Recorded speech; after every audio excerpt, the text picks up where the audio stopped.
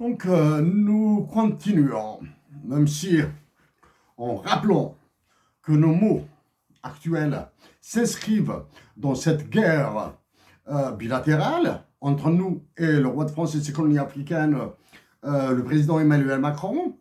Nous nous sommes adressés plutôt à son ancien Premier ministre, au président du Sénat français et à l'ancien ambassadeur de France en Algérie. Nous continuons.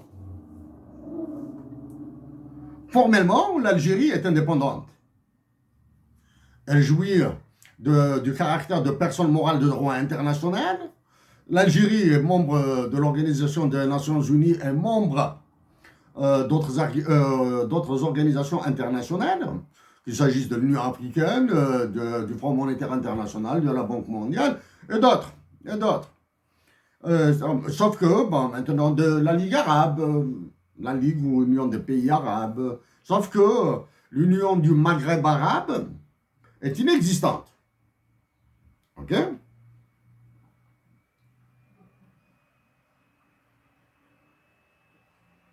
Inexistante dans la pratique, même si dans le texte, elle existe encore. OK?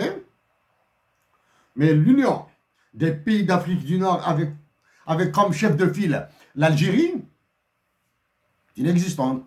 Une union entre l'Algérie, la Tunisie, le Maroc, la Libye, le Mali, le Niger, le Tchad, la Mauritanie, le Burkina Faso. C'est inexistante, cette union. C'est inexistante. Okay?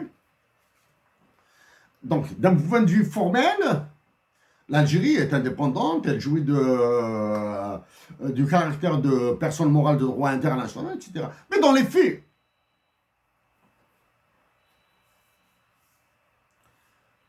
l'Algérie est toujours une propriété privée de l'État français.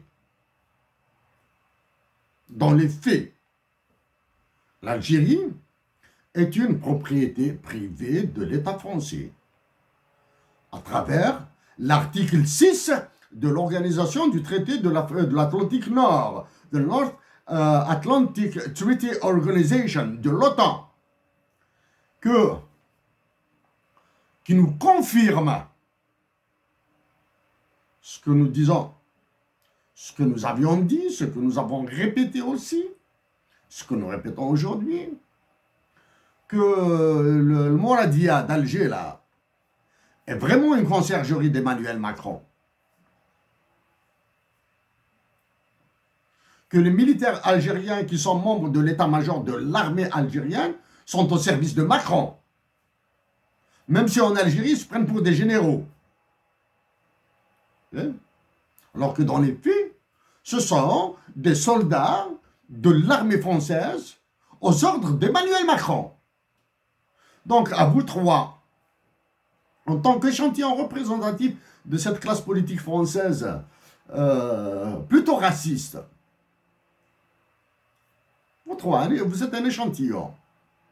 Dans les faits, nous le répétons, l'Algérie appartient à la France. À travers sa conciergerie qui est la présidence de la République, à travers l'état-major de l'armée. Donc les membres sont été convoqués à Paris. Hein? Paris. Ça, c'est dans les faits. Aussi, puisque dans les faits, selon l'article 6 de l'OTAN, l'Algérie est une propriété privée de la France,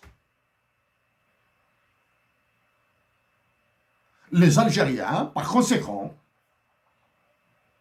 sont des sujets, pas des citoyens, de droit français. Tous les Algériens, y compris ceux de nés aujourd'hui même, y compris les bébés qui sont nés aujourd'hui. Donc,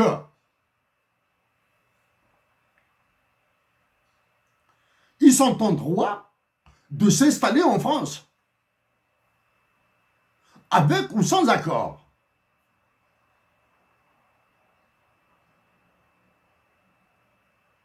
Et de ce fait, toute décision politique française actuelle sur le rejet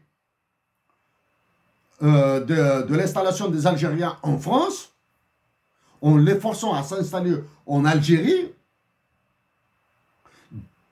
nous fait dire que la France officielle de Macron considère l'Algérie comme étant un ghetto français. Nous disons bien, Emmanuel Macron et vous trois, considérez l'Algérie comme étant un ghetto français, comme les ghettos qui se trouvent dans la banlieue parisienne, dans la banlieue de Marseille, dans la banlieue de Lille, elles ne sont plus quelle banlieue là. Ok?